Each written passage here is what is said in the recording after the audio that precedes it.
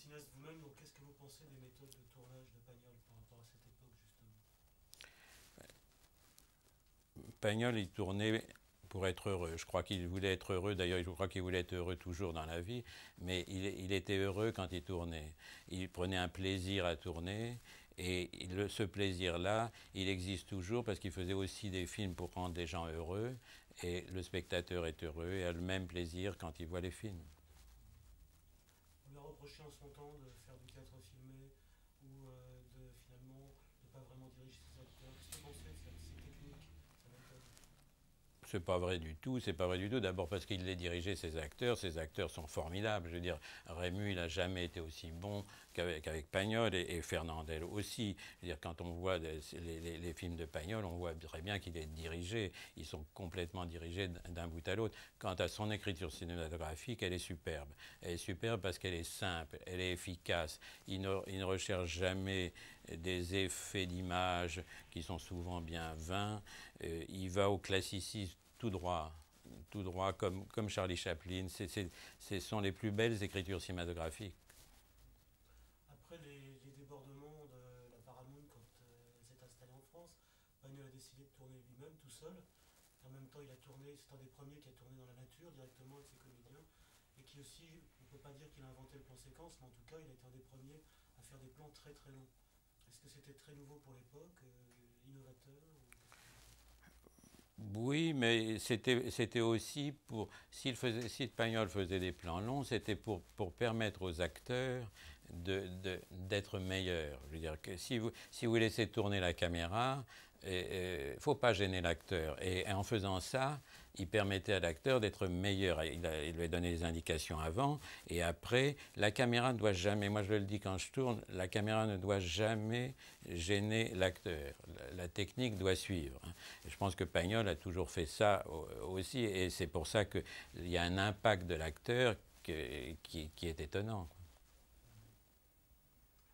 Homme éclectique, puisqu'il a commencé par apprendre avec la Paramount son métier, puis il a monté ses propres studios, il a monté ses propres labos, il a décidé d'être distributeur.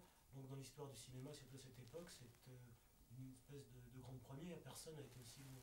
Ah, personne n'est allé au cinéma. Je crois qu'il n'y a que Charlie Chaplin, peut-être aux États-Unis. Il y a pas d'exemple en France, tout au moins de cette qualité-là, hein, de la qualité de Pagnol. Il y a pas d'exemple du, de l'auteur jusqu'à avoir des salles et des labos. Ça a duré 10 ans, mais c'est formidable parce qu'en même temps, Pagnol a tout de suite fait travailler d'autres gens. Il n'a pas fait que ses films. Il a été un des premiers, justement, on a parlé de néoréalisme, mais quand il a permis à Jean Renoir de tourner Tony, c'était une aventure tout à fait nouvelle, hein, je veux dire déjà, et qui correspondait d'ailleurs à ce que lui faisait avec Geoffroy et les premiers films, puis Angèle après. Hein.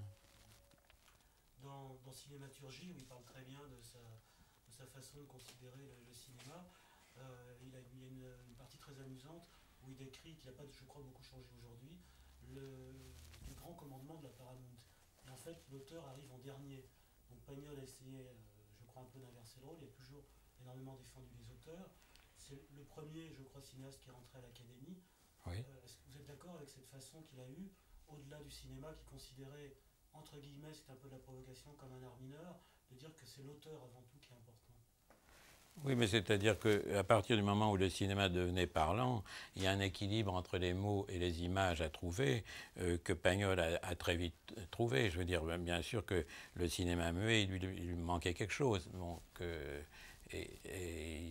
tout de suite, il a analysé la nouvelle technique du son et il l'a employée magistralement. Il y a un texte de lui aussi assez drôle où il dit que finalement, au théâtre, chaque spectateur, s'il y a 500 spectateurs dans la salle, se fait son propre théâtre à lui, qu'il y a un papy qui peut regarder la poitrine de la jeune première, alors que ce qui se passe est important au bout de la scène, que les soirées mondaines, il n'y a rien de plus ridicule parce que les acteurs ne savent pas quoi faire, qu'au cinéma, par contre, chaque spectateur voit ce que le metteur en scène a décidé, parce qu'il peut faire un gros plan, faire chuchoter les gens, et que tout ça sera capté. Est-ce que vous partagez cette opinion? Oui, parce qu'au théâtre, donc le spectateur fait son propre découpage, il regarde ce qu'il a envie de regarder. Et au cinéma, le choix est déjà fait par le metteur en scène. Mais ce choix est d'une importance considérable parce que toute la sensibilité du film est là-dedans. Il est dans ce choix, dans cette écriture. Hein. Et si les metteurs en scène qui ratent ce choix, ils ratent le public, ils ratent la sensibilité du public. Et le choix que faisait Pagnol de ses plans, il est impeccable parce que souvent dans des films, on voit que le metteur en scène se laisse emmener, vagabonder par ses propres idées n'importe où et il ne suit plus ce qu'il raconte, il fait des effets de mise en scène. Hein, et l'humanité n'est plus là. Je veux dire, il n'y a plus rien qui passe dans son film. En tout cas, la sensibilité ne passe plus. On voit trop les effets. Avec Pagnol, c'était pas ça. Il se retirait toujours. Et la caméra doit s'effacer, on doit donner l'impression qu'il n'y a pas de caméra. Voilà. Pagnol, il réussissait très bien. Il y a dans son œuvre,